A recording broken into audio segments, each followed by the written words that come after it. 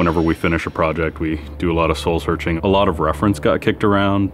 The Seven Samurai, the Magnificent Seven. We talked very early on about showing off a more human approach to Spartans. We definitely focused on trying to go back to sort of the core of what made Halo CE, the Combat Evolved, the sort of phenomenon that it is. I remember my first time playing Halo, and I was in that first level, and after winding through these technical corridors, fighting aliens, and then I step out into this world, and it just opens up in front of me, and it's beautiful and alien and huge. That was a sort of seminal moment for me, and I think that's part of what we want to capture in Reach. Something that was core to the game at the beginning was that sense of wonder and exploration. We started with a series of events. We basically set out like, okay, from this date on Reach to this date, we built a military campaign. We all had a desire to really flesh out the backstory of what happened prior to Master Chief and Cortana even entering the picture. We knew there were other Spartans, and it just seemed like such a rich area to tell a character-driven story with new characters. We wanted this team to feel like a Delta Force type team that are usually a smaller number. Why are we not seeing explosives residue? This particular team, Noble Team, they've survived by staying together.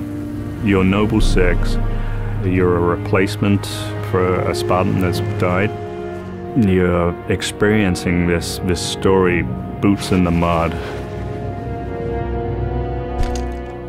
We looked at the story of Reach, and it was obviously a more intimate, character-driven story. We really needed the attention to real-world detail, trying to make these characters' faces really feel like believable. We started everything over from scratch, came up with a whole new rig for how we animate faces and also how we approach like texturing them, modeling them, everything, and just put a lot more time. Difference about a couple million polygons. We absolutely want Reach to tell a human story, and that's going to require us to invest significantly into higher fidelity models, much more open environments, larger numbers of AI than ever before in a Halo game.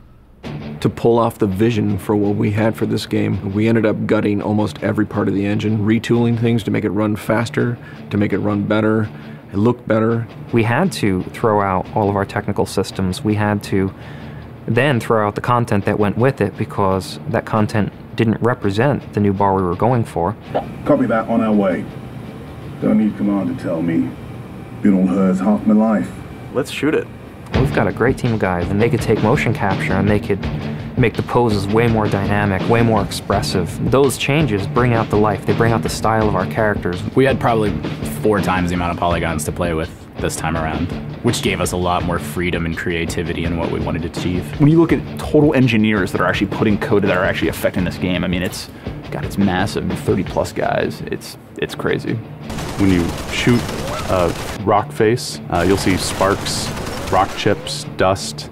In Halo 3, we had a maximum of 100 colliding particles. In Halo Reach, we have thousands. We've got much more customizable Spartans than we've ever had in the past.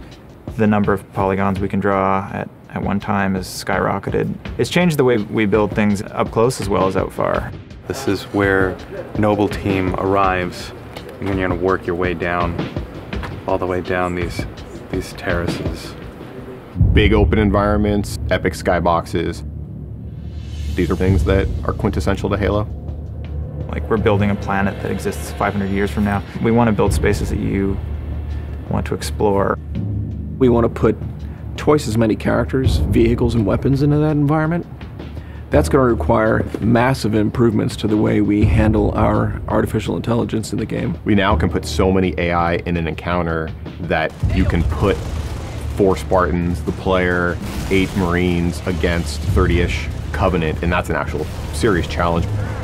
Bringing the elites back was something that was really a true joy for us because they're such an awesome character to fight. What if the Spartans and the soldiers don't actually understand what the aliens are saying?